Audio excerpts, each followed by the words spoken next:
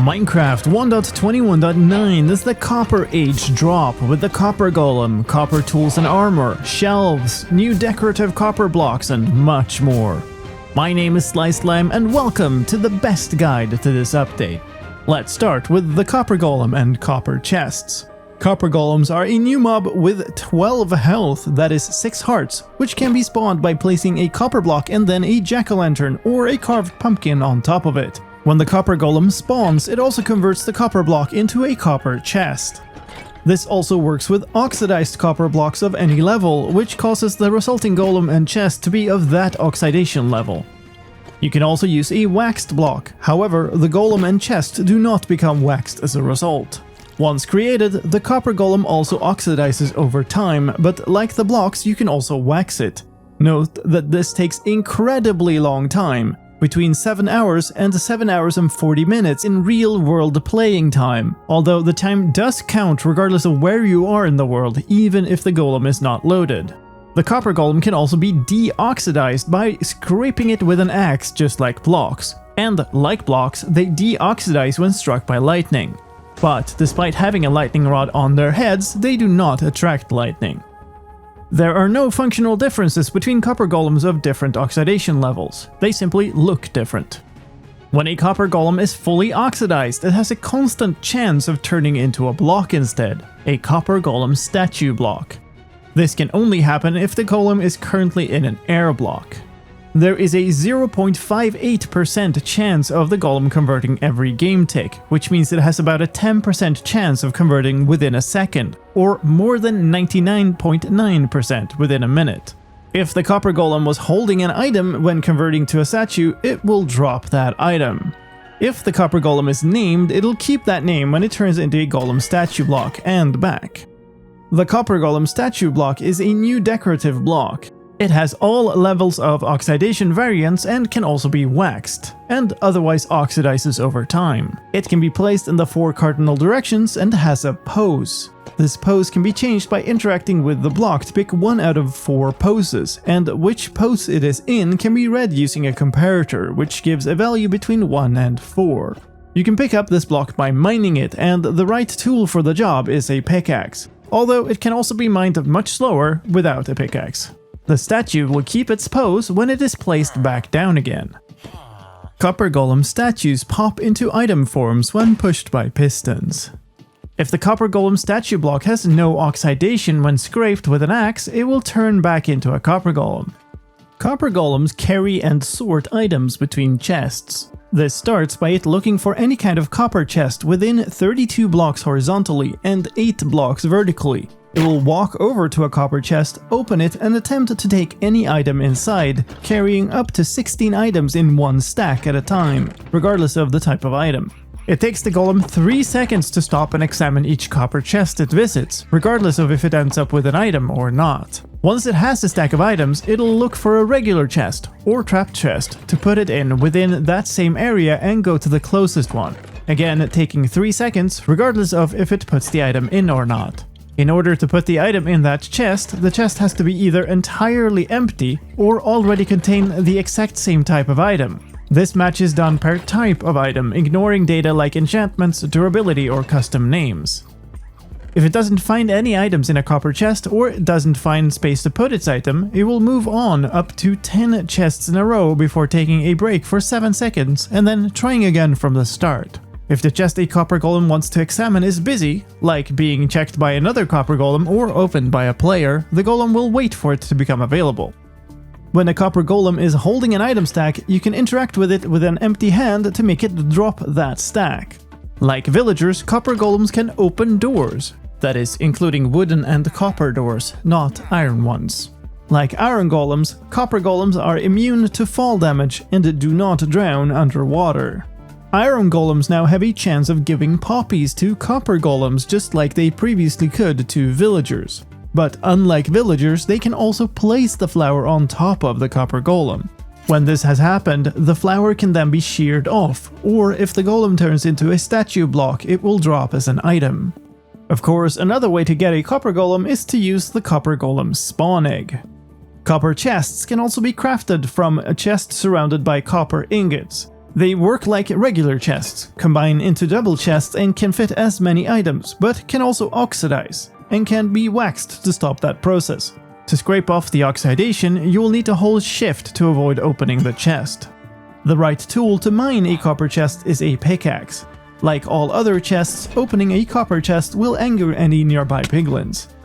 This version also makes copper an equipment tier, with copper armor, tools and weapons crafted using copper ingots according to the same patterns as for other tiers. Copper armor has a damage reduction between leather and chainmail. It has higher durability than leather and gold and is slightly less enchantable than iron, meaning that it will get slightly worse enchants at the same input levels. And there is now a darker armor trim color for copper on copper trims, just like for other armor materials. Copper tools mine the same materials as stone tools, but work faster than stone and have higher durability of 190 compared to 131 for stone. They have a higher enchantability than diamond, but lower than iron. Copper tools and weapons do the same amount of damage as stone ones, with the same attack speed. There are now also copper nuggets that can be crafted from and into copper ingots, and smelting copper tools and armor gives a copper nugget. Repairing copper tools and armor is done with copper ingots. And finally, there is now also copper horse armor that generates wherever iron horse armor generates and has a toughness of 4. Mobs can now also spawn with copper armor, just like they could previously spawn with leather armor. A copper version of the torch has been added. It works just like the regular torch with the same light level, but has a green flame texture and particles. It is crafted like a regular torch but with a copper nugget on top. There's also a copper lantern. It is crafted with a copper torch surrounded by copper nuggets, and much like the torch, this one has the same light level as a regular lantern but a green flame texture. Copper lanterns also oxidize over time like other copper blocks and can be waxed and scraped as well. The chain block is now called iron chain. This is to distinguish from a new type of chain, the copper chain.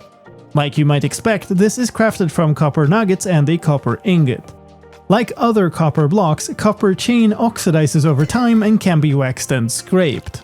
And finally, iron bars now have a new counterpart in copper bars, crafted using 6 copper ingots. They work just like iron bars and can connect to iron bars as well, and like other copper blocks they also oxidize and can be waxed and scraped.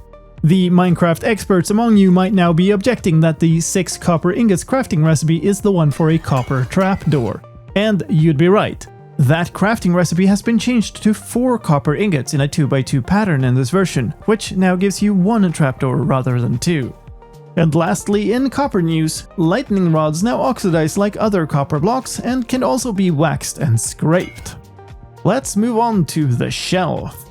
The shelf is a new type of decorative storage block for up to 3 items that can be crafted from all wood types using 6 stripped logs, which gives 6 shelves. Each shelf block can store up to 3 item stacks, which are placed by interacting with that slot, much like with a chiseled bookshelf. This swaps the item in your hand with the item in the shelf. Much like an item frame, shelves display the items they hold, but the shelf holds an entire item stack rather than only a single item in each slot. You can also power a shelf with redstone, which changes its texture and function. Interacting with a powered shelf swaps the 3 rightmost items on your hotbar with those in the shelf. 2 powered shelves can also be connected, and interacting with one of them then replaces the rightmost 6 items with those in the shelves. And 3 connected powered shelves will swap the entire hotbar. When interacting with powered shelves, it does not matter which hotbar slot is selected or which of the connected shelves is interacted with. You can also place items into a shelf with a hopper or dropper, which places items in from left to right. And the hoppers can also take items out in the same order. They also provide a signal value to comparators placed at the back. The strength of the signal is a binary number based on the filling state of the slot, with the left slot being the least significant bit and the right slot being the most significant bit. That is to say, an item in the left slot is worth 1, an item in the middle slot is worth 2, an item in the right slot is worth 4, and the signal strength is all those values added up. The right tool to mine a shelf is an axe, and doing so drops any contained items. The end now has skylight. Normally, things look similar to how they used to, but there are now also random flashes, where the dimension gets flooded with a purple light, a sound plays and a flash shows in the sky. There is around 30 seconds of delay between flashes, and each flash lasts between 5 and 19 seconds. The flashing of the light from them is controlled by the same accessibility option as the lightning flashes, which is now called Hide Sky Flashes. The texture itself is still visible regardless of the setting, much like the lightning strikes are. The spawn chunks have been entirely removed, and with them the spawn chunk radius game rule. Chunks that load in before the player joins still includes anything loaded by the force load command, and portal loaded chunks, ender pearl chunks, and a small area around the player. When the world is first created, enough chunks to assign the world spawn position are also loaded. This also affects the loading screen, which now shows the chunks the player is about to load into, rather than the chunks around spawn. Some gameplay bugs have also been fixed. Ender pearls now properly load chunks in all dimensions when a player logs in. Chunks loaded by ender pearls now properly keep loading those chunks when you die, with the ender pearls vanish on death game rule set to off. Ender pearls no longer vanish when you leave the end for the first time. End portals now negate fall damage. Shift clicking with a water bucket against a water-lockable block will now place the water next to the block instead of inside of it. Touching the bottom of a cauldron no longer counts as touching the fluid inside the cauldron.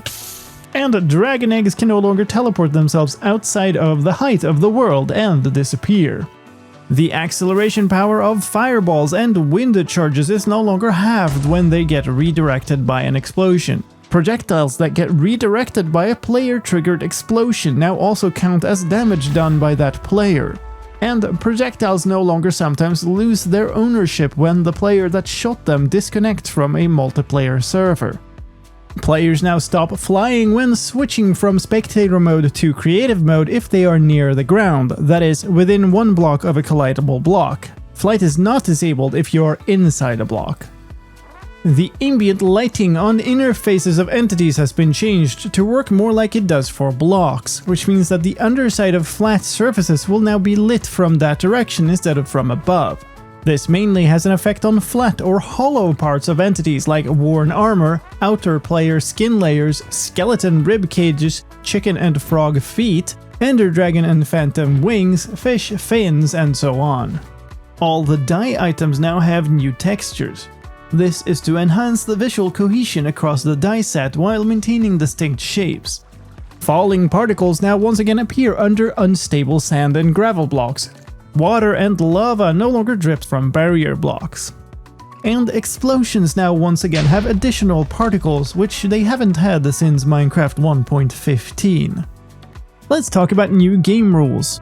A number of server options have been removed from the server.properties file and are now game rules instead. That includes PvP, which controls whether players can hit each other.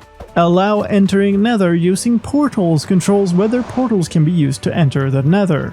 Spawn monsters controls whether monsters should spawn naturally. Spawner blocks enabled controls whether monster spawner blocks spawn monsters. And command blocks enabled controls whether command blocks should work in the world. The default setting for all the new game rules is true. In mob news, using a monster spawn egg in peaceful mode no longer spawns a monster that immediately vanishes. Instead, the spawn egg now has a tooltip saying it is disabled in peaceful worlds and using it fails entirely. Dolphins and other aquatic animals had started being able to ride boats in recent versions. That is fixed in this one. And sheep now eat twice as frequently again, which they stopped doing 4 years ago when a bug was introduced. Servers can now have a code of conduct. For servers that do, this code of conduct is shown during the loading screen as you join the server, and accepting the code of conduct is required to be able to play on the server. There's a checkbox to not show that code of conduct again, which will remain in effect unless the code of conduct for the server changes. Servers can also have multiple localized versions of the code of conduct for different languages. Let's look at some options news. The F3 screen has been changed and can now be accessed from anywhere in the game, even when menus are open, and displays less information by default. There is a new debug options screen that can be opened by pressing F3 and F6 at the same time, which can be used to configure which debug information should be displayed. Each item can be toggled between never visible, visible when the debug screen is open, or always visible. If the reduced debug info game rule is turned on, some rows on this screen are disabled. Some debug features that were previously available, like chunk border rendering or entity hitbox rendering, can now also be toggled through this screen. This screen now also gives access to some debug tools that were previously not accessible to the community. They are chunk section octree, chunk section paths, and chunk section visibility. There are two presets for the option setup: default, which resets everything to the default options, and performance, which shows performance metrics and can be used to get information without affecting the game's performance. You can now bind a single key to multiple actions and have all actions take effect. The red warning in the keybind screen is now instead yellow. There's also a new keybind available, for the key for selecting on the spectator hotbar. Some accessibility options have also been updated. The auto jump, sneak, and sprint toggle options have been removed from the accessibility settings. Instead, there is now a button leading to the control settings. The attack/destroy and use item/place block keybinds are now toggleable, that is, they can be set to hold or toggle in the control screen. When the sneak option is set to toggle, you can no longer sneak while inside a UI screen. There is now an invert mouse X option in the mouse settings screen, which inverts the horizontal movement of the mouse. And there is now a sprint window option controlling the double tap to sprint functionality. The longer this is set, the longer time is accepted between two taps of the forward button to trigger sprinting. Setting it to off disables double tap sprinting. Subtitles are now called closed captions, and the options buttons now has a tooltip. The voice sound category is now labeled narrator/voice rather than voice/speech. In user interface news, chat messages you have started writing but not yet sent now get saved as drafts if the chat screen gets removed. This includes if you die while writing the chat message or for another reason have the chat screen removed, but not if you close the chat screen yourself by pressing escape. The draft will then pop back into chat the next time you open it, with a grayed out appearance until you restore it or discard it. You can restore it by clicking it, typing more text or using the arrow keys, or send it directly by pressing enter. To discard the draft and start a new chat message, press backspace. This behavior is related to a new option in the chat options menu, which lets you enable saving unsent chat messages by default, which means chat messages get saved even if you manually close the chat by pressing escape. It is now also possible to chat while standing inside a nether portal. And if you get transferred to a new dimension with the chat window open, it will remain open when you arrive in the new dimension. You can now double-click a word in an input box to select it. More text input fields in the game now support clicking and dragging to select text, and the cursor now changes shapes depending on what it is over. An I-beam shape over text inputs, double arrows over sliders and scroll bars, a not allowed sign over disabled elements, and a pointing hand over clickable links. All of these can be turned off using a new option under mouse settings called Allow Cursor Changes. The main menu now has a new background panorama for the Copper Age drop, showing copper golems in a village. The loading screen now has a progress bar that accounts for all types of chunk loading that need to happen before the game can be started. The statistics screen has been given a makeover and now uses the same type of tabs as the Create World screen instead of buttons. The resource and data pack selection screens now have a search box. And in the sound options menu, changing a slider now plays an example sound after you let go. Closed captions will now show clearly when user interfaces are open. There's also support for a new language in this version, the Helician language. In sound news, happy ghasts can now be heard from up to 64 blocks away. The sound of riding a happy ghast has been increased in volume. The volume of chest sounds have been reduced. And loud sounds like thunder Now properly respect the sound source volume slider. Some previously hidden debug features are now available and can be turned on using JVM flags. This is debug code, so it might break, and they're not meant for regular gameplay, but might be useful for modders. This version also brings us minor pack versions together with data pack version 88 and resource pack version 69. Nice! They include things like a new mannequin entity, player heads in text components, and much more. If you want all the details on that, keep your eyes on the channel for another video. But that's all for this one. Thank you so very much for watching until the end. If you'd like to support the stupid amount of hours I put into making these videos, that is as easy as hitting the like and subscribe buttons we YouTubers always nag about down below. Or if you really want to support me, you can become a YouTube member or patron for some added perks. My name is Sliced Lime, and I'll see you next time.